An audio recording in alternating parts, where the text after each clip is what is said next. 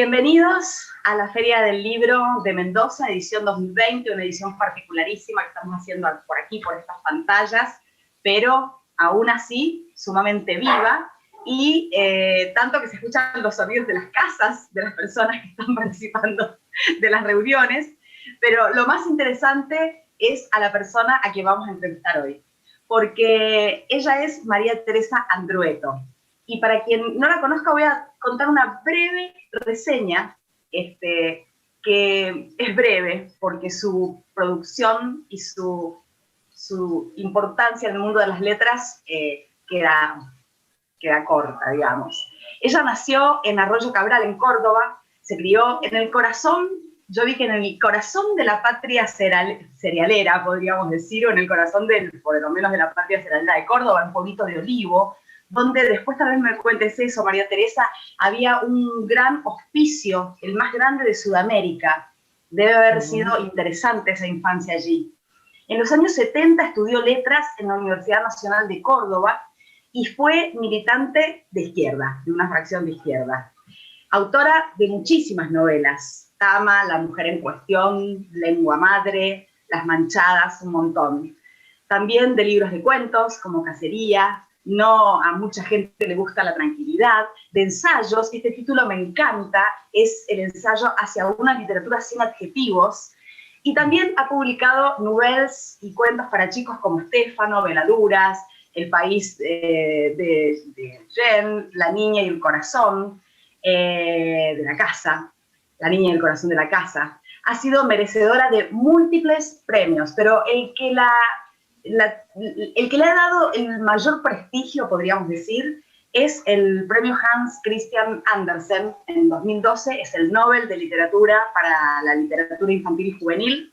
Ella fue la primera latinoamericana, si no me equivoco, o hispanoamericana en ganarlo, fue en 2012, y en 2019 publicaron sus poesías reunidas, algo que me pareció sumamente interesante, 6 libros que publicó de poemas entre el año 93 y el 2017, con un prólogo justamente de Jorge Monteleone.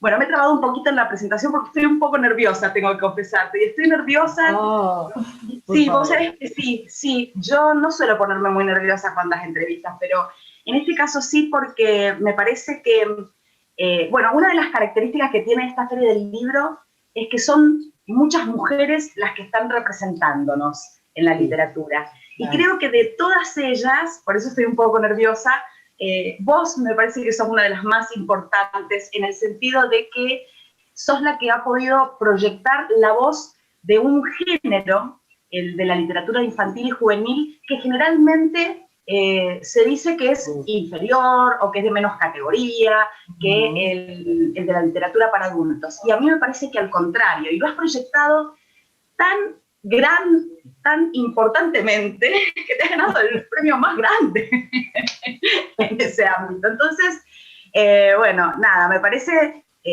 un honor, realmente, Tere, un honor representándote. Muchas gracias, Patricia. Y quiero que la gente te conozca mucho. Yo también quiero conocerte mucho. Así que bienvenida a esta Feria del Libro. Gracias, bueno, muchas gracias a vos y a la feria que me invita. Muchas gracias. Hermoso. Vos vivís en un pueblito de Córdoba, ¿no? Yo vivo en un poblado muy pequeñito, de un poco más de 1000 habitantes, que de algún modo pertenece a la localidad de Unquillo. Esto está a 40 kilómetros de Córdoba capital. Qué hermoso, qué hermoso.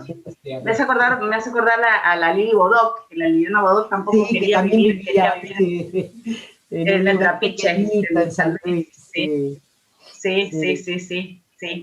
Bueno, yo recién decía que en marzo de 2019 habían publicado tus poemas reunidos. Sí. Y a mí, una de las cosas que me parece interesante, estuve leyendo un poco sobre ese libro, sobre el prólogo de Monteleone, y allí en el prólogo Monteleone dice que tu voz es como la de Sherezade, que hace esa asociación, ¿no? De que tu voz es como la de Sherezade, que va dilatando el momento de la muerte y llenándolo de belleza. Me encantó esa idea, porque también está en relación con esta idea de la literatura para los jóvenes y para los niños, que es la de contar historias, ¿no? Que generalmente esa noción, que es la primigenia de la literatura, cuando se trata de literatura de adultos no está tan presente. Y me parece que es muy importante. Vos tenés esa intencionalidad de convertirte en Sherezade. Bueno, tanto como eso no, Jorge ha sido tan generoso con ese prólogo, porque él se ha tomado, yo escribo distintos géneros y bueno, mi escritura va por distintos lugares y él ha tomado para ese prólogo, ha unido todo. Leyó mis libros para chicos, para adultos, narrativa, ensayo, poesía, y va uniéndolos a todos en esa vocación por el relato, por la narración. Y en eso sí me siento identificada en la importancia del relato, ¿no? El relato como algo, digamos, más grande todavía que la literatura misma, como las distintas maneras de contar el relato como una condición humana para ser, para construir nuestra identidad en lo individual y también en un pueblo, ¿no? Y entonces sí, el relato en lo que escribo, digamos, el relato tiene importancia, incluso en los poemas.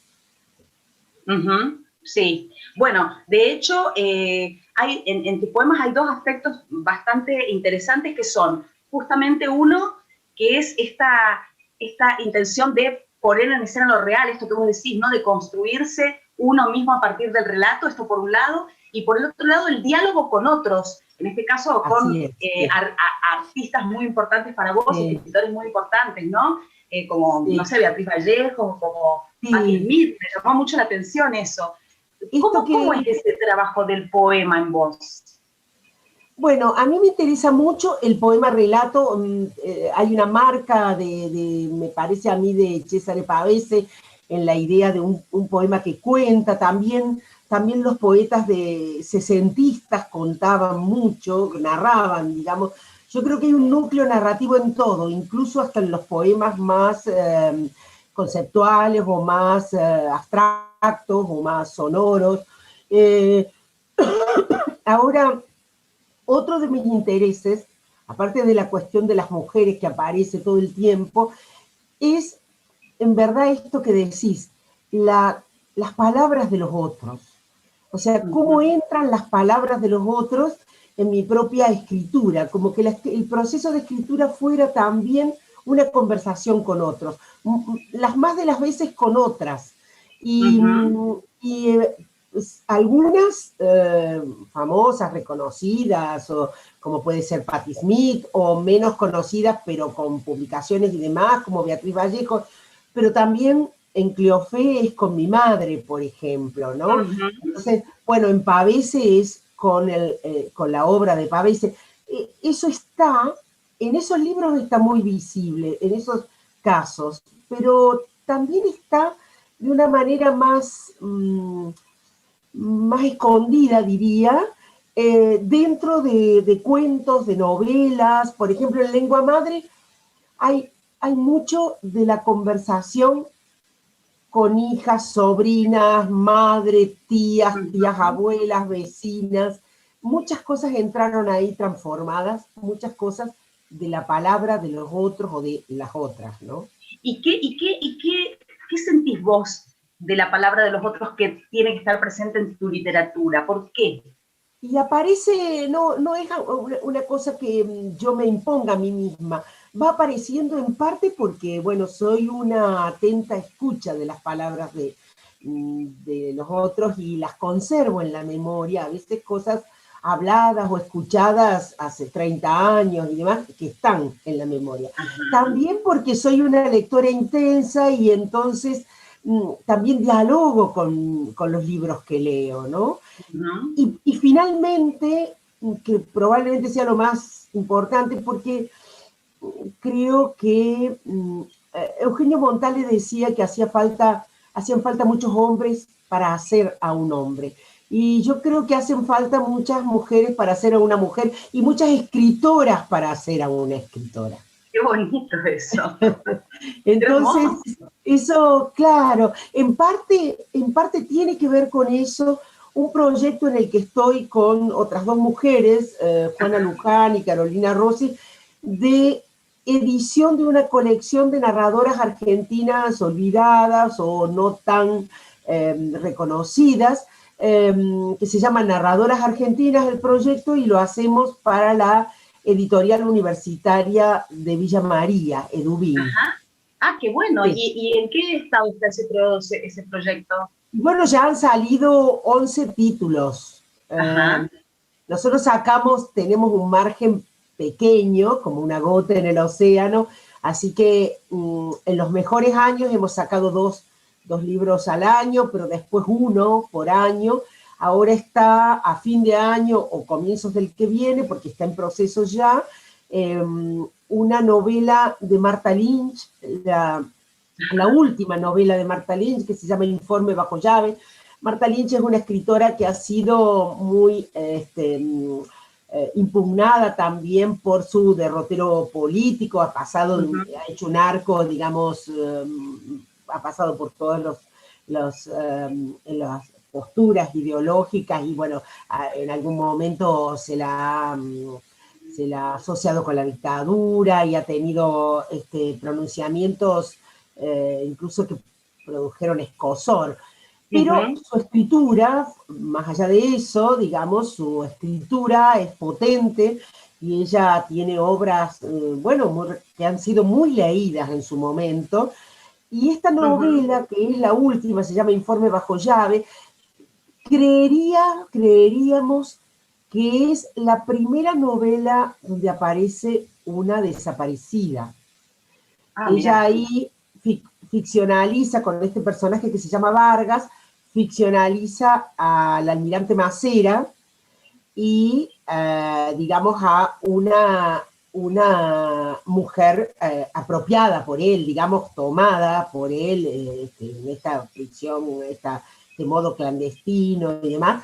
Bueno, lo cierto es que, nos interesaba que esa novela estuviera porque casi se leyó muy poco, porque salió a finales de la dictadura cuando ella ya no era una autora querida, digamos, seguida. Sí. Entonces, bueno, nos parecía interesante recuperarla. Qué bueno, qué interesante. Por supuesto, tienen distribución nacional.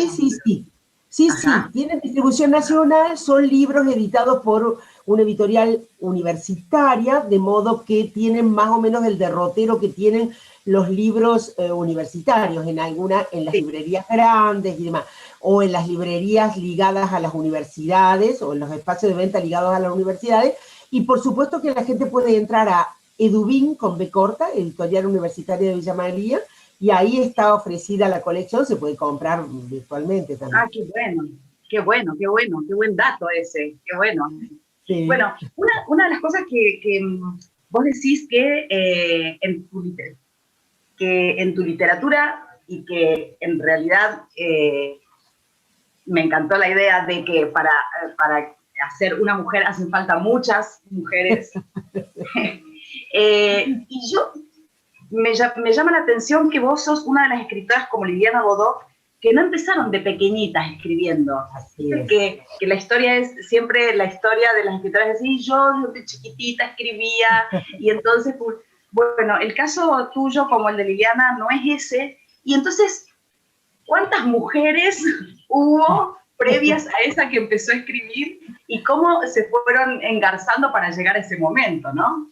Y lo que pasa es que ahí hay una cuestión, porque yo empecé a escribir de jovencita, pero la escritura, digamos, yo no pensaba en ser escritora, ni la escritura era un proyecto de escritura, sino como lo que uno podría decir papeles sueltos. Empecé a escribir cuando ya era una mujer, como al final de la veintena, y lo que pasa es que empecé a publicar de grande, porque empecé a publicar a los 40 años a partir de un premio. Y esto tiene que ver también con a veces con las dificultades de edición. No diría, bueno, en ese momento más que el ser mujer, era el hecho de vivir en la provincia. En un momento en que no había virtualidad y no había, Córdoba no era la que hoy es, que es un polo editorial, digamos. En ese momento no. Entonces, bueno, eso sí entrañaba una dificultad muy grande. quizá sumada a la otra dificultad y sumada a una cantidad de circunstancias personales, porque ya sabemos todos que en cada cosa que hacemos está lo individual y lo social, ¿no es cierto? Sí, y ambas cosas sí, juegan ahí. sí. Pero en algún sentido también estuvo bueno eso, porque, digamos, cuando empecé a publicar era ya una escritura más, si bien tal vez no todo lo pulida que yo hubiera querido desde hoy, pero sí como una escritura ya con un cierto trabajo, ¿no? Claro. Igual creo que todos los escritores deben pensar de alguna manera, si bien saben cuando una obra está lista y está madura para ser presentada, creo que cualquier artista siente que siempre tiene que pulir algo más. Sí, por supuesto que sí. Y además, bueno, uno sabe y no sabe, ¿no? Porque, como decía Hellman, él lo decía del poema, decía, un poema no se termina, se abandona. Entonces, Claro. bueno, llega un momento en que uno dice, bueno, ya está, tal vez lo ofrezco y veo qué pasa, ¿no? ¿Y con qué libro Pero te ha pasado eso de que lo has luchado mucho y has dicho, bueno, ya está, lo abandono acá y resulta que después te dio unas gratificaciones que no esperaba? sí, tal vez casi con todos, ¿no? Siempre soy muy, digamos, no soy de ofrecer enseguida lo que hago. Necesito como tomarme un tiempo, volver a eso, distanciarme yo para ver si me sigue pareciendo que más o menos está o que me gusta o me gusta lo suficiente como para ofrecerlo. Me tomo muchos recaudos, sí. Conmigo misma sobre todo. Uh -huh. Más, más a partir de tener un reconocimiento, porque cuando uno empieza, Qué bueno, difícil eso, ¿no? ¿Cómo sostener eso, no? claro, porque cuando uno empieza, uno quiere publicar y es el otro el que le dice que no, porque, bueno, digamos, si no, salvo que sea algo que realmente les guste. Pero Sí. cuando hay más, un nombre más afianzado, también puede suceder que el otro, ese otro que sería un editor, digamos, diga que sí, y que, bueno, y que la obra esté chueca, digamos. Claro. Bueno, qué sé yo, es un punto, digamos. Sí, sí, sí. Uno es un tránsito desde el hacer a la salida, a la A la publicación, ¿no? salida, sí. Y bueno, a pesar de que vos, entonces, imagino, porque tu producción es mucha, vos sos muy, muy prolífica. Entonces, supongo que es porque tenías escrito de mucho antes de Sí, que se editara. sí, sí, es verdad eso. Es Claro, verdad. claro. Por una parte tengo muchos años, entonces también tengo muchos Ah, años bueno. de escribir. Pero es verdad lo que vos decís. Mira, a lo largo de todos los años 80, yo empecé a publicar en el 93, pero entre el Sí. 84 y el 93 escribí mucho sin Uh publicar, -huh. y que son cosas que después fueron saliendo en los años 90, inclusive algunas han terminado de salir no hace tanto, ¿no? Uh -huh. Eh, sí, es verdad eso, es verdad Claro, eso. claro. Vos nombrás los 80 y justamente una de las cosas que a mí me parece muy interesante de vos es que has sido una persona muy interesada por la formación de los lectores. Vos en los Mucho, 80 estuviste trabajando, ¿no? En centros sí, de formación de sí. lectores. ¿Por qué te ha interesado tanto ese aspecto? Yo creo que es importante, pero está bueno que vos lo cuentes. Sí, hay varias cosas. Por un lado, yo me crié en una casa muy modesta, una familia sencilla desde el punto de vista económico, pero donde había libros, había relatos, había un cierto capital cultural. Yo pensaba en el pueblo, yo vivía a las afueras de un pueblo chico, yo pensaba que esto era así para todas las personas, para todos los chicos y chicas.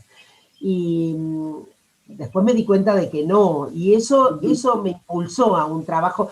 Bueno, siempre he tenido yo una sensibilidad o una necesidad de lo social, digamos, ¿no? Uh -huh. Nunca entendí la vida como una vida solo para uno, sino también en una cuestión de comunidad. Entonces también, digamos, esa fue una manera de que,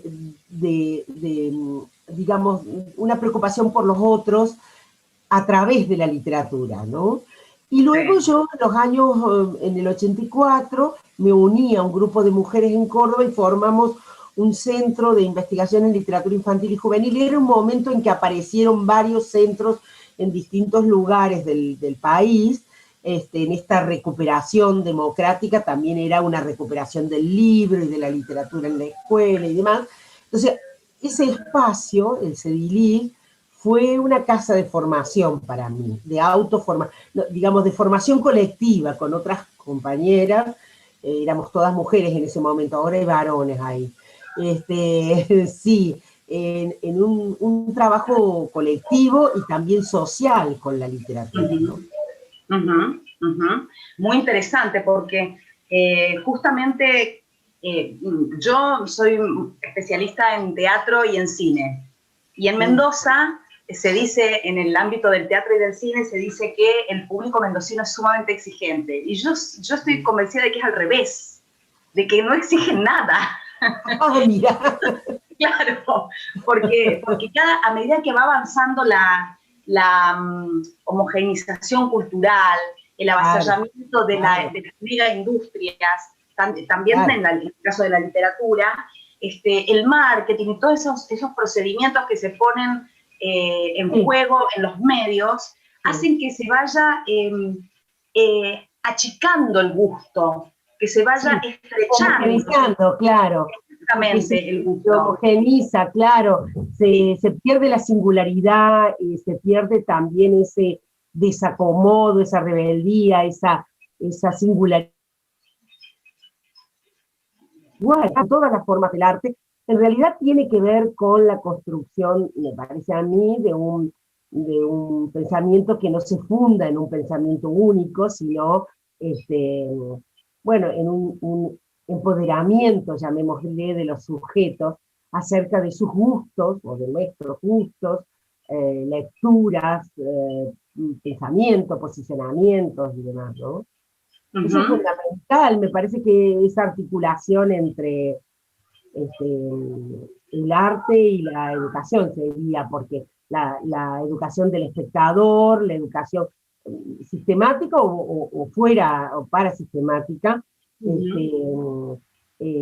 cómo formar un espectador, cómo formar un lector, cómo ayudar a formar un lector, porque hay, digamos, a veces se piensa que todo eso es espontáneo, y bueno, a veces, claro, se tiene un capital detrás cultural como para que lo espontáneo vaya por buen camino, pero si no, hay un empobrecimiento muy grande. Sí, sí. Entonces, he trabajado muchos años y me he jubilado dando clases de literatura a profesores de teatro. ¡Ah, qué hermoso! ¡Qué hermoso! ¡Qué En la hermoso! Escuela Provincial de Teatro, el profesorado de teatro de la provincia de Córdoba. ¿Y alguna vez se te ocurrió escribir una obra de teatro, algo de dramaturgia? Sí, escribí tengo dos experiencias. Una es, a partir de un cuento mío, hice una obra de teatro que se llama Enero, que formó parte de Teatro por la Identidad Córdoba, y se representó en este marco, hace bastante ya. Y tuvo una edición pequeña en una colección de teatro. Y luego tuve una experiencia muy rica, invitada por un grupo de teatro de Córdoba, un grupo que se llama Balbuceando Teatro, que es teatro político, para llevar al teatro mi novela La Mujer en Cuestión. Y yo trabajé con ella, a pedido de ella, trabajé como parte del equipo, del grupo, durante un año, tomando algunos núcleos de la novela. La directora los volcaba a las actrices trabajaban improvisación, eso se grababa, yo reescribía, íbamos y veníamos. Fue una experiencia muy, muy rica, y la obra se llama Diría nadie la última palabra. Se representó acá, hubo algunas funciones en Cuba, porque la actriz principal viajó allá. Bueno, qué bueno, qué bueno. Hermoso, hermoso. Qué interesante. Interesante porque justamente vos haces todo el tiempo referencia al otro en tus literaturas, entonces en el teatro donde son varios otros Sí, sí, los es que increíble. trabajan. El teatro, claro, ahí me parece que el centro está, bueno, en los cuerpos, ¿no? Los cuerpos de los Ujú, actores. Eso fue una experiencia muy interesante para mí, porque, digamos, nos olvidábamos, si bien el punto de partida fue la novela, esa escritura fue una escritura colectiva en la cual, bueno, eh, eh, a mí no me importaba, igual que a ellas, digamos, a mí menos que a nadie, la fidelidad a la claro, novela, digamos, ¿no? claro. Y tomó vuelo como algo diferente, y me gustó Qué mucho. bueno, qué bueno, qué bueno. Sí, sí, Bueno, sí. justamente, mira, estábamos hablando recién de cómo la industria va como homogeneizando el gusto, y también me parece que en la literatura, esto, a lo mejor me equivoco, y me encantaría que me lo corrijas, pero muchas veces en el caso de la literatura infantil y juvenil, son los padres los que eligen los libros de los chicos porque van a la librería, buscan y se guían por la edición. La edición. No sé si tanto se da en la literatura de adultos como en la literatura infantil, sobre todo, esto de que la imagen le gane al texto, o Claro. le gane a la literatura. ¿Vos crees que eso es uno de los problemas con los que se encuentra la literatura para niños y para jóvenes o no? No, no en general, digamos, porque dependería de cómo, digamos, depende de cómo sea ese trabajo artístico del ilustrador y depende de cuál es el texto que está ahí que acompaña. Sí es Ujú, verdad que hay libros que son estéticamente muy bonitos en el sentido de una edición, bueno, con su tapadura, el tipo de papel, la calidad de las ilustraciones, y eso está puesto acompañando o al servicio de un texto que no vale la pena. Hay mucho de ujú, eso, pero también ujú. hay unos maridajes muy interesantes, y Muy interesante. yo creo que ahí es más. Muchas veces he hablado en conversaciones así, de récord, con ilustradores diversos. Yo creo que parte de la calidad de un artista ilustrador está incluye para qué texto hace las ilustraciones. O sea, yo creo que un ilustrador que sea verdaderamente un artista no puede poner sus ilustraciones de calidad, digamos, estamos hablando de buenos y Ujú. grandes artistas, no puede poner sus ilustraciones al servicio de un texto que él no valore, que considere que no tiene valor, ¿no? Entonces, bueno, Claro. ahí creo que está la cosa, ¿no? Hay de todo, Ujú. pero sí es verdad esto que vos decís, pero no lo verías, a veces puede ser un problema, pero muchas veces es una virtud, digamos, Sí. la calidad de edición que tiene el libro para niños, digamos, cómo ha crecido cómo se ha expandido esa calidad de edición, también la calidad de textos y de ilustraciones, pero las editoriales, hay editoriales boutique que hacen exquisiteces, Que y son de hecho, exquisitas. incluso editoriales grandes también, que tienen otros tipos de libros, pero digamos, el campo si bien hay de todo y hay muchas cosas de mala calidad también, el campo de la literatura infantil y juvenil, del libro para niños y jóvenes en la Argentina, ha crecido mucho en cantidad, en calidad, en investigación bueno, realmente hay un gran crecimiento. Y muestra de esto es un poco que hay una cantidad de premios, distinciones y demás para libros argentinos, de autores argentinos fuera del país, como editoriales premiadas en Bolonia, como, bueno, muchas cosas, ¿no? Ujú, ujú. Estos cuadros de honor de libros del Banco del Libro de Caracas, de la Biblioteca de Múnich, bueno, de la Asociación de Literatura Infantil y Juvenil Argentina, bueno, muchos espacios donde se distinguen libros argentinos, digamos, si uno mira hacia atrás, por decir 20 años atrás, hay un crecimiento muy grande de ese Ujú. campo editorial. ¿Y por qué crees, Tere, que ha pasado esto? Porque, bueno, empezamos la charla, o por lo menos yo empecé planteando esto, ¿no? De este erróneo concepto de creer que la literatura para adultos está en un escalón más arriba, por decirlo de alguna forma, que para la literatura infantil y juvenil, que es realmente erróneo. ¿Por qué crees que se ha ido avanzando, o al menos en el país, si tenés una... Y yo creo que hay varias cosas, ¿no es cierto? Pero una de las cuestiones es la construcción de lectores, o sea, el hecho de que el libro vaya a la escuela, el libro de literatura, Sí. más de las veces en reemplazo del manual, que era absoluto en algún momento, Sí.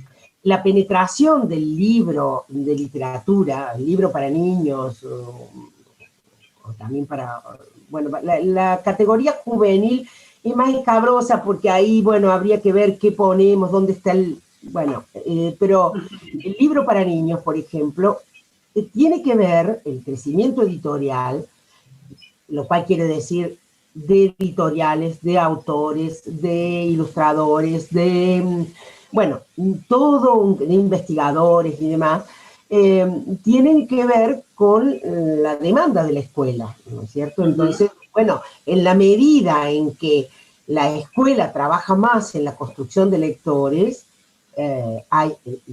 entonces hay una mayor demanda o presencia del libro en la escuela, por supuesto también por fuera, también los padres, también otros, pero digo, la escuela como el gran generador de compras, ya sea por las vías estatales, ya sea por la institución escuela que lo compre, ya sea por estímulo al entorno de ese niño.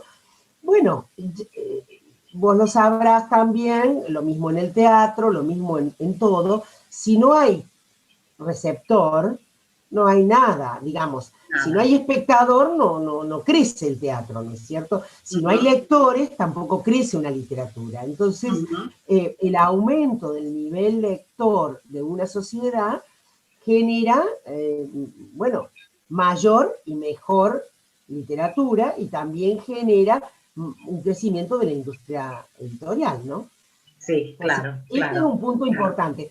También otra de las cosas que ha influido mucho es que la crisis de 2001, que produjo ese desfasaje dólar-peso, porque en los años 90 el peso, bueno, para los que son jóvenes y no saben, en los años 90 el peso y el dólar estaban equiparados. Entonces, hacer un libro aquí, a color, por ejemplo, convenía traerlo, ¿no es cierto? Convenía importarlo de España, de México, que eran los países de donde se importaba.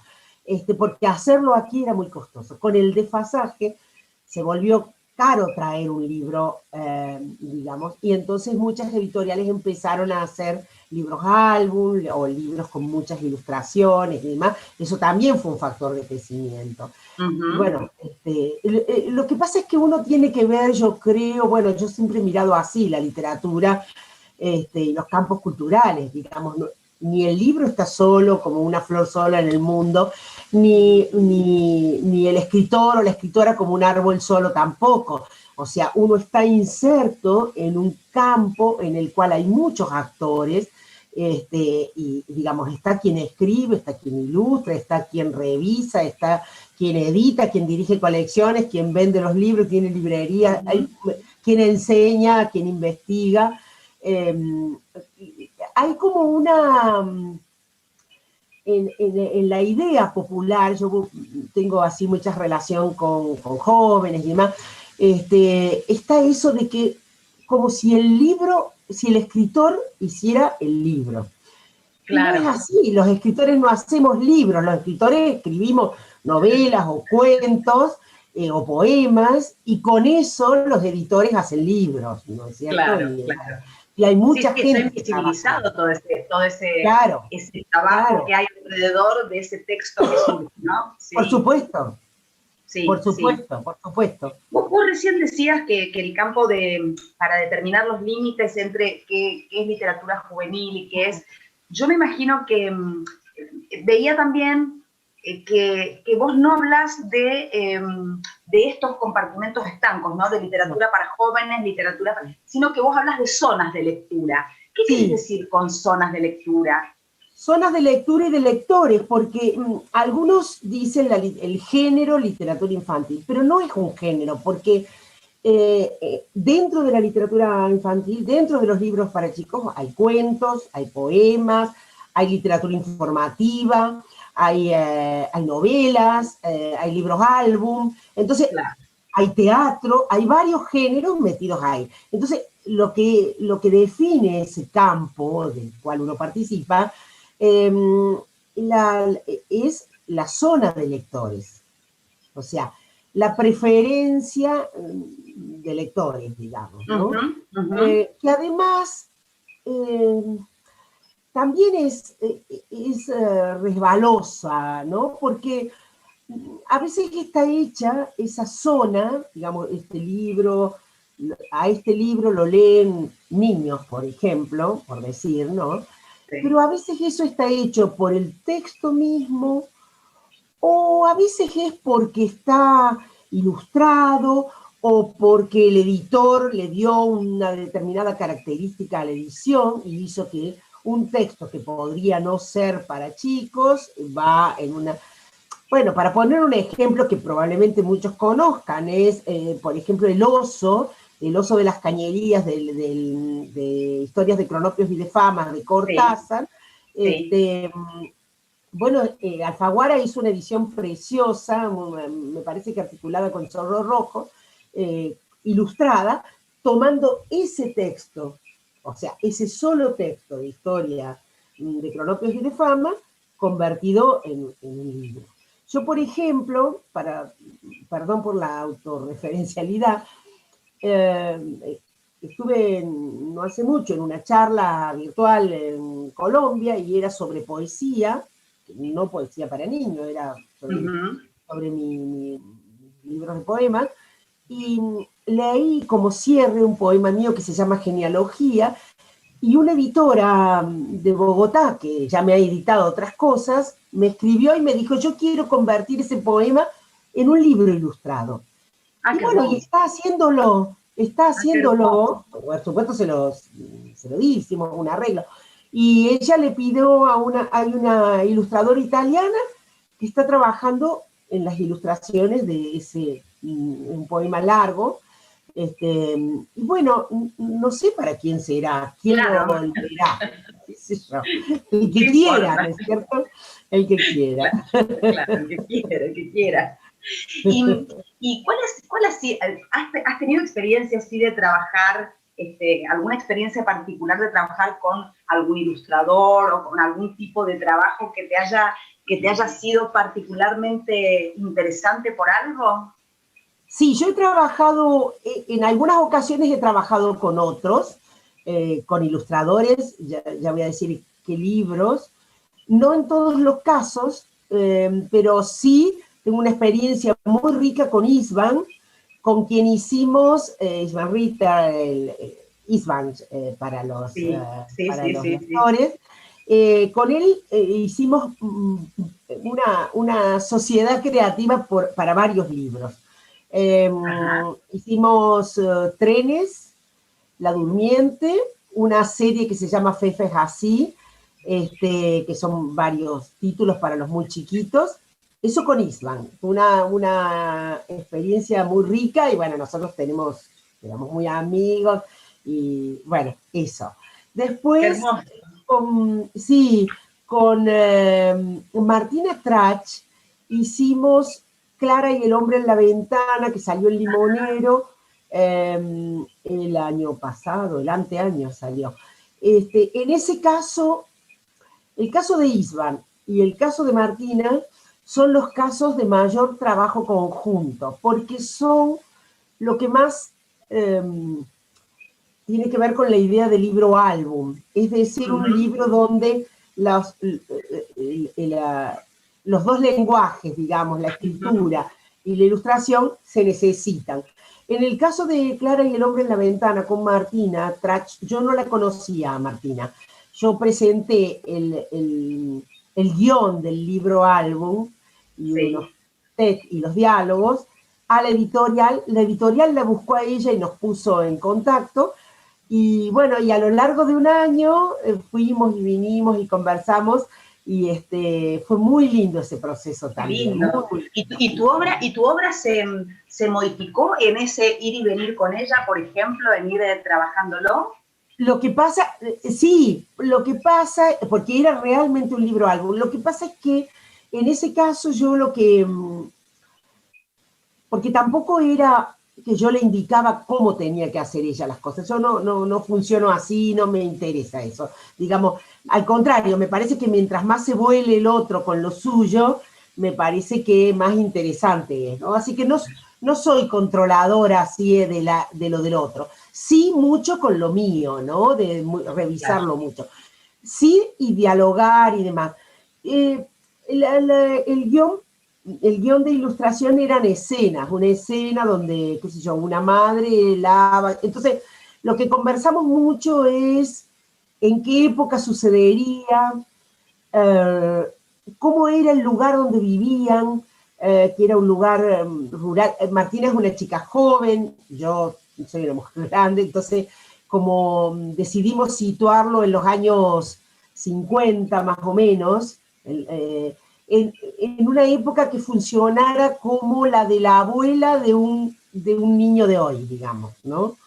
Entonces, bueno, yo hablaba de cosas que había en mi infancia en un pueblo y que ella, que es de ciudad y joven, no, digamos, no conocía, pero ella iba, buscaba y qué sé yo, bueno, no, hizo un trabajo muy, muy lindo, tanto que tuvo muchos premios ella por ese libro. Tuvo el premio a Mejor Libro Ilustrado por Alija, tuvo unos premios en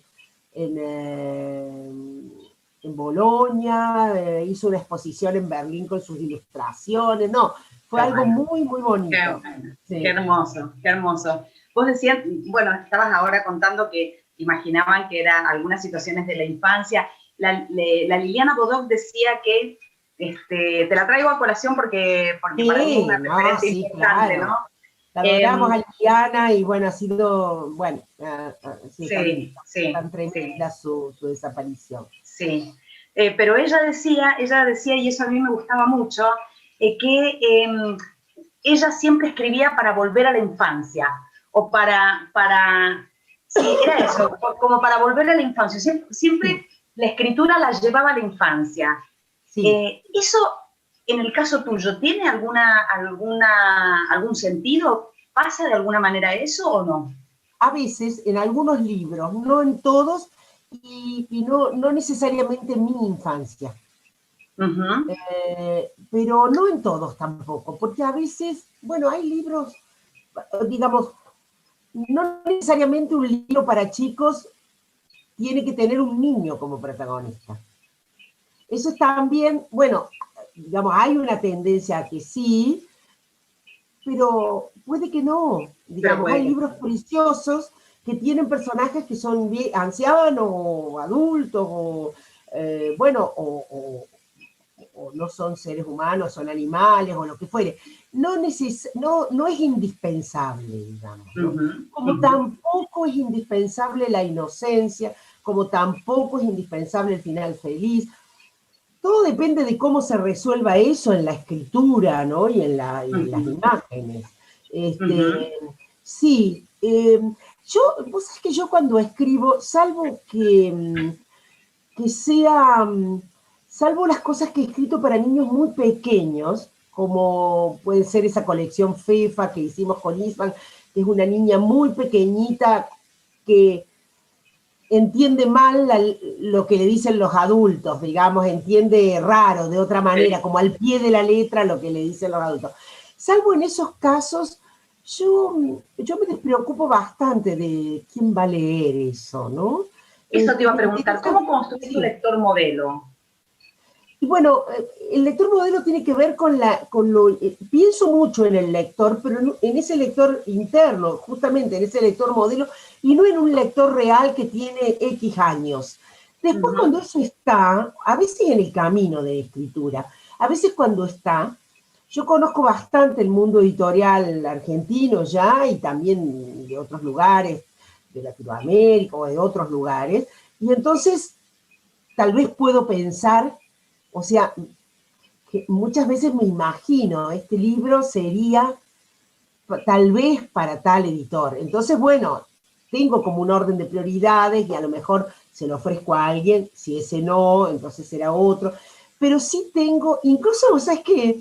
Mucha gente que escribe me pregunta a dónde podría mandar cuál original. Yo les digo, porque Vos sos tengo una experta en conseguir sí, que los sí, sí. editores te editen. Sí, este le va a gustar a un editor de este tipo, porque claro, este, yo tengo así como hay un libro álbum en una editorial grande, masiva, no, es para una editorial chica, me parece a mí.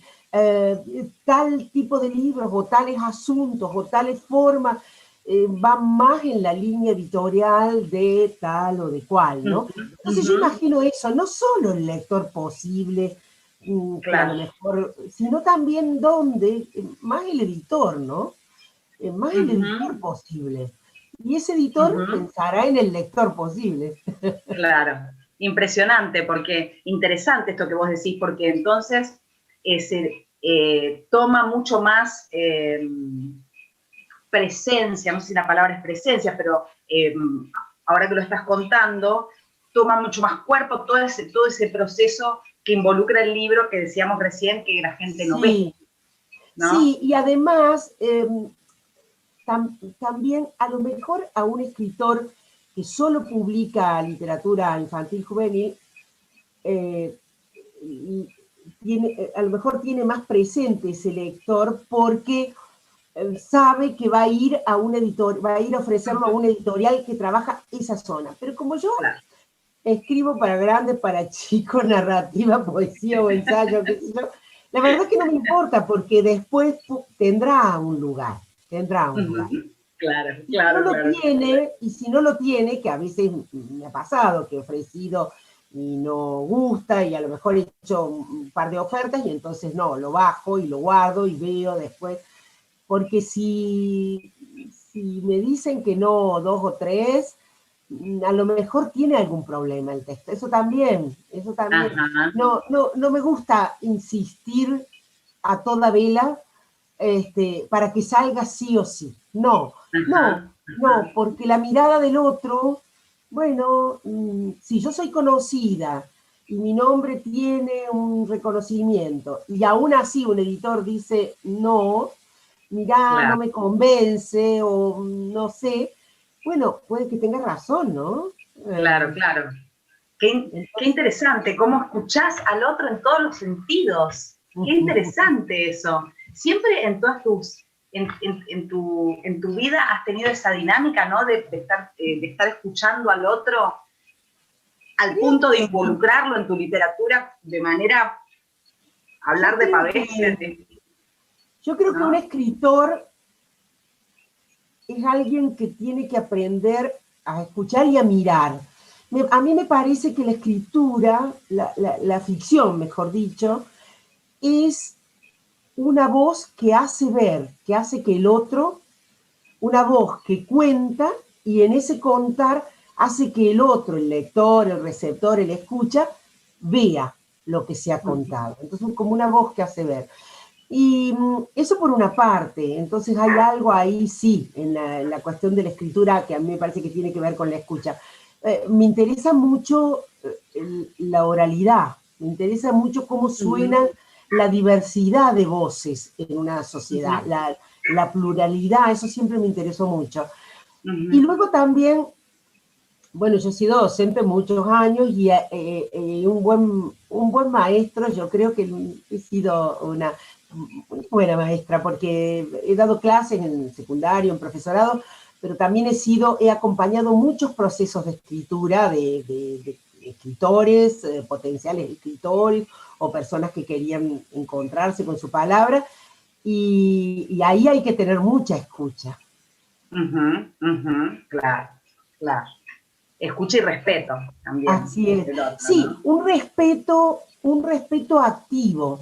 No Claro. un respeto de no, sino porque la forma más cuando uno acompaña a otro en un proceso de escritura, o en un proceso de formación, de educación, lo que fuere, el respeto mayor es señalarle al otro lo que a uno le parece que no funciona. Ese es el respeto mayor. No Claro, dejar que pase, claro. porque, digamos, si no, esa escucha exigente, ¿no es cierto? Sí, Amorosa, pero exigente. sí, sí, sí, sí, sí, sí, sí. Dejar que el otro se exprese en su totalidad. Así es, así es. Hermoso, hermoso. Bueno, vos en marzo del 2019 fue el congreso de la lengua, ese Sí, congreso de la lengua en el que te aplaudieron de pie, Tere. ¿Qué dijiste? todavía me impresiona, porque dije cosas muy duras, así que podía ser que me tiraran cascotazos, pero no. Lo, lo que pasa es que en el público había, bueno, muchos argentinos, latinoamericanos y demás, no eran todos españoles. Entonces, bueno, creo que eso, porque sí, había cosas fuertes, pero bueno, Sí. pero fuertes, pero digamos, tampoco es mi forma, la agresión, digamos, sino la contundencia. A mí me interesa más, digamos, eh, decir, decir y ser escuchada también, no solamente escuchar al otro, sino ser escuchada. Y para ser escuchada, uno tiene que encontrar una manera, digamos, de decir las cosas, si quiere decir cosas fuertes, tiene que Sí. encontrar una manera, y ahí está el trabajo con las formas, ¿no? O sea, de qué modo, de qué modo, con qué palabras, con qué tono, con qué, bueno, uno dice lo que dice, ¿Y ¿no? Que qué, sea a la vez firme, pero qué repercusión tuviste de ese discurso? Uy, treme, ¿sí? no, a ver, creo que a ver, no sé si se me ha ido la... Yo te veo. Ah, acá está. Pensé que se me Sí, había ido la señal. no, no, ¿Qué yo te veo y te repercusión escucho. tuviste con ese? Y la repercusión tremenda, tremenda. Donde me hacen una nota me preguntan por ese discurso. Pero vos sabés que lo leen en muchas cátedras de comunicación o Qué de bueno. lengua.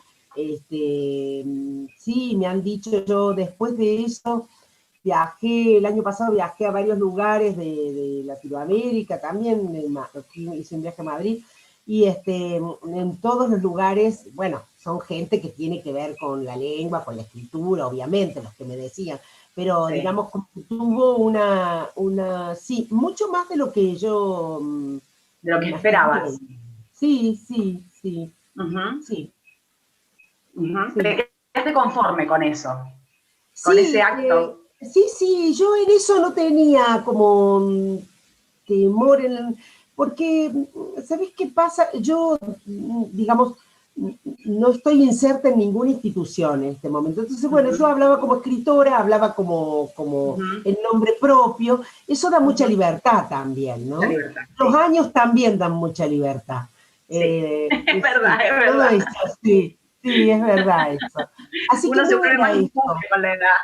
No, sí, no era eso lo que me preocupaba. Quizá lo que me preocupaba era que por más que yo dijera cosas fuertes, con fuerza, que eso quedara subsumido en el marco de un congreso, digamos, que no fuera, Ujú. bueno, que se perdiera ahí, Que no digamos. sí, Claro, sí. Y no claro. sentiste que pasara eso. No, no, no, para nada, para Claro, nada. Yo sentí que fantástico. se había notado con fuerza eso que había dicho, que no había sido tragado en el marco del Congreso, porque bueno, la palabra es lo que uno dice, pero también el lugar en el que lo dice. Entonces, Ujú. que se entendiera, había en Córdoba todo un movimiento en el sentido de, bueno, yo soy muy querida en Córdoba, entonces había gente que me escribía por privado y me decía, Tere, por más que vos, nadie sabía lo que yo iba a decir, digamos, tampoco. Tere, no sé qué vas a decir, pero cuídate porque mirá que es el Congreso de los Reyes, Entonces, más era la preocupación, digamos, de no ser, porque yo sabía lo que estaba escribiendo, pero, digamos, la preocupación era que eso se perdiera, digamos, en el contexto. No, no fue así. No fue Qué así. bueno, qué bueno. Bueno, vos hablas de los cruces, de los cruces de los géneros, y vos cruzás un montón, porque hay algunos libros, hay algunos cuentos de niños en los que hay poesía también, hay Sí, sí, poemas. sí. Cuando vos, ¿cómo es en tu caso el proceso de construcción de una obra? ¿Cómo es esa rutina? ¿Vos te levantás, escribís a tal hora, tenés horas, la hoja en No. blanco, la hoja no en blanco? ¿Viste todas esas fantasías que hay con los escritores? No, mira, yo soy, digamos, por esencia una persona trabajadora, porque toda la vida tuve, digamos, la escritura siempre fue mi recreo en medio de los trabajos de vivir, y ahí fueron muchos, y bueno, un poco por mi forma y otro poco por necesidad. Yo siempre trabajé mucho, digamos, muchas horas o en varios trabajos, y siempre cada vez más relacionados con la literatura, pero bueno, clases, digo. Y la escritura de ficción, digamos, y la poesía, no un ensayo, no una conferencia, digamos, eso no, porque eso está más ligado como a una fecha de entrega y demás, pero lo otro, la ficción, la poesía, siempre fue mi recreo, digamos, ¿no? Yo siempre lo viví Ajá, como un recreo, y muy qué pegado hermoso. al deseo, muy atravesado por el deseo. Entonces, bueno, eso no tiene como un deber. Entonces yo, Ujú. bueno, hay días en que a lo mejor sí tengo el día libre y tengo libre de otras cosas, digamos, y tengo Sí. ganas y demás. A lo mejor escribo, y estoy en medio de un proyecto de escritura, a lo mejor escribo varias horas. Y también puede que pasen semanas que no escribo, meses a veces también. Depende. Siempre es algo, vos sabés que hay algo como un mecanismo que digamos, por ejemplo, ahora yo tengo una novela que está bastante avanzada, pero Ujú. en el medio de la escritura de la novela se me aparecen las demandas de los otros, los deberes, digamos. Entonces, bueno, estoy en la Feria de Mendoza, hago una conferencia para la Feria del Libro de Buenos Aires, me encuentro con una escuela, qué sé yo. Entonces, esa escritura de la novela tiene hiatos, digamos, y se demora. Y eso, quieras que no, acrecienta mi deseo de escribir ahí. Claro. Entonces, es como una amante la, Claro, claro. la escritura. Me parece que el que dijo eso es Onetti, me parece que es él que dijo que la escritura no era un marido para él, no era una esposa para él, sino una amante. Un poco de eso, porque yo diferencio mucho en mí la escritura como trabajo, digamos, una contratapa, un prólogo, una conferencia, de Sí. ese otro lugar, un poema o un cuento, y Es ese no juego tiene puro. horario, claro, ese no Qué tiene hermoso, horario, sí, y qué no tiene hermoso. entrega, fecha de entrega, ni, no, y eso me ha servido porque me gusta mucho el hecho mismo de escribir. Ujú. Y eso, ese deseo, digamos, no sé, no lo cambiaría por nada. Claro que no, claro que no. Qué hermoso. Así que bueno, Y, eso. y, y esa novela que estás haciendo ahora, ¿de qué va esa novela? ¿Cuándo va a salir? No sé, porque todavía no la he terminado, así que no, estoy bastante avanzada, pero no la he terminado todavía. Y una vez que la termine, se la doy a leer a dos o tres y después me la dejo reposar, escucho, después veo Ujú. si vuelvo sobre ella. Cuando creo que está, se lo doy a mi representante, después vemos, bueno, después se la ofrezco a algún editor. Bueno, pero, o Sí. sea que no sé todavía. Ujú. Pero sí, estoy trabajando con algo de una memoria de hace muchos años, de cosas que escuché, algunas que viví y otras imaginarias o de otras épocas. Este, hay algo, es como un mosaico social, digamos, de personas diversas que pasan por un lugar y esas personas, bueno, un poco como un muestrario de los dolores humanos por ahí, ¿no? Un poco eso. Ajá. Bueno, Tere, nos han dicho una hora, nos hemos pasado un poquito, pero la verdad, yo seguiría No hay problema porque también puede hacer falta. Sí, bueno, yo seguiría charlando, porque la verdad es que está hermosa la charla, pero vamos a tratar de ser respetuosos. Sí, contame un poquito, ¿cuáles son los libros, las novelas, los cuentos, los poemas que vos de alguna manera, porque imagino que en tu obra, que es un montón, que yo te digo, muy prolífica, debe haber algunos que son como especiales por determinados motivos. ¿Hay algunos que lo sean? ¿Por qué? Sí, cada libro tiene su singularidad. Unos me interesan, me gustan más, digamos, de mí que otros. Por ejemplo, Lengua Madre y La Mujer en Cuestión. Lengua Madre tiene muchos lectores, muchos. Y Lengua Madre y La Mujer en Cuestión son los libros que más han tenido estudios académicos, por ejemplo. Claro. Estéfano es de mis libros, creo que es el que más lectores tiene, el que está traducido a más lenguas. Qué sé yo, hay un libro pequeñito como El Árbol de Lilas, está en la boca de narradores de todas partes. Claro. Qué sé yo, algún poema. ¿Qué te pasa cuando escuchás un poema tuyo o un cuento, o escuchás a un lector genuino, no un especialista ni un académico, sino un lector, un niño, una niña, un joven, alguien que leyó algo tuyo y tiene una interpretación sobre eso? ¿Qué te pasa a vos con esas interpretaciones de los otros? Y a veces me sorprenden mucho, incluso de niños o de adultos también, ¿no? Hay cosas que los otros, bueno, ya sabemos, hay cosas que los otros ven y que uno no ve, hay cosas que confirman lo que uno ve, muchas de esas cosas uno las ha visto después de escribirlas. Igual la experiencia de un lector es algo muy conmovedor. Me llegan muchos mensajes por distintas vías, teléfono, mail, Facebook, qué sé yo, bueno, página y demás.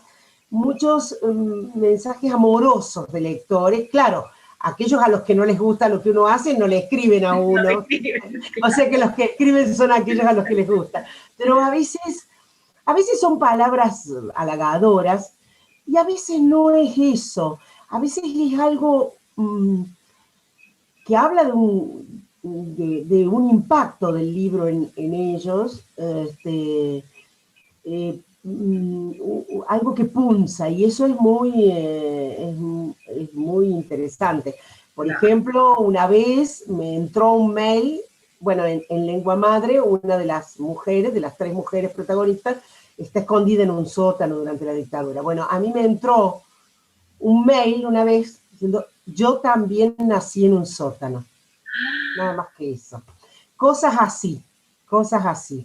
Con Lengua Madre, por ejemplo, me ha pasado tremendamente. Tanto hijas como madres, presas o hijas de presos, bueno, no, muchísimo. Qué impresionante. Muchísimo. Impresionante. Sí. ¿Y qué tema crees? Vos sabés que Lengua Madre se está llevando al teatro. No me digas. Sí, ahora se iba a estrenar en mayo, pero bueno, con la pandemia se suspendió, será el año que viene, con la dirección de Daniela Mirás, que es una gran directora de teatro en Córdoba, y con Laura Ortiz como actriz principal. ¡Qué bueno! ¡Qué bueno! Ya voy a estar pendiente de eso. Ya voy a estar pendiente, sí, qué interesante. Qué genial. O sea que vas a seguir con el teatro, vas a seguir. Sí, pero en esta ocasión yo no tuve nada que ver, todo es un trabajo de ellas, ¿no? Ajá. Bueno, qué bueno, qué genial. Qué genial. Así que sí, los libros que cada uno hace su camino. Cada uno hace su camino. Bueno, Tere, ha sido un placer realmente conocerte. Yo empecé muy nerviosa la entrevista, te juro que estaba muy nerviosa. Pero nos hemos olvidado en el pero yo te iba a decir, pero me he relajado y escuchándote porque ha sido hermoso conocerte, conocer tu mirada del mundo, porque lo que me parece muy interesante, que lo corroboro cuando estoy hablando con vos, es esta idea de que el otro siempre está muy inserto en tu obra. Así y eso es. para mí es muy importante, porque vos lo dijiste en un momento, más al principio de la charla, el tema de cómo, en este caso la literatura, pero cómo el arte, el arte construye la identidad, ¿no? Cómo nos construye esencialmente, y sobre todo las palabras. Entonces, realmente corroborar que esto que uno va viendo así de a terceros, ¿no? Porque ve el libro, porque ve lo que dijo uno, porque ve lo que dijo el otro, que de pronto vos lo estés corroborando con tu propia palabra, para mí ha sido un placer. Muchas gracias, Patricia, la verdad. Gracias. Yo también me relajé totalmente, así que ha sido una conversación de amigas, me encantó. Qué hermoso, qué hermoso. Bueno, espero que todos los que estén del otro lado también lo vivan así. Ojalá que sí. Ojalá que sí, ojalá que vayan a buscar esta cantidad hermosa de cuentos, de libros, novelas y poesías de Tere, y vamos a estar esperando tu obra de teatro. Yo ya digo tu obra de teatro, pero sí. Tu madre, ¿no? Porque es muy importante. Mi madre. Entonces, sí. Y bueno, y tu próxima novela. Sí. Así es, bueno, esperemos que esté a lo mejor el año que viene, no sé. Yo quiero agradecerte a vos esta conversación, agradecerle a Natalia Páez que hizo de puente, a la Feria del Libro de Mendoza y a esa decisión de focalizar en la escritura de mujeres, bueno, súper interesante me parece, y a la audiencia, a los que están escuchándonos. Bueno, te agradecemos muchísimo. Ojalá que la próxima Feria del Libro, que sea la del año que viene, no la del otro, la del año que viene, ya con vacuna, con todo, nos demos un abrazo grande. Ay, sí, sería bonito. Sea en Mendoza. Hermosa Mendoza. Sí. Bueno, y Córdoba ni hablar, y los pueblitos de Córdoba ni hablar, hermoso. Un lugar mejor para pasar esta época tan... No hablamos de eso, bueno, podríamos seguir hablando, pero la verdad yo me imagino... Es un lugar bonito, privilegiado para pasar Claro. Y yo me imagino que la pandemia debe haber también modificado, bueno, nos podríamos hablar de vuelta, pero creo que sí, que ha modificado, ¿no? Un poco la mirada del mundo de todos nosotros, ¿no? Sí. Sí. Ojalá aprendamos de esto. Ojalá aprendamos de eso y cuando nos veamos nos abracemos fuerte por estar acá y estar vivos. Bueno, un beso muy grande, Tere, realmente qué hermoso conocerte. Muchísimas gracias. Para vos también, un abrazo. Un beso grande. Un abrazo, gracias a todos. Chao. Chao.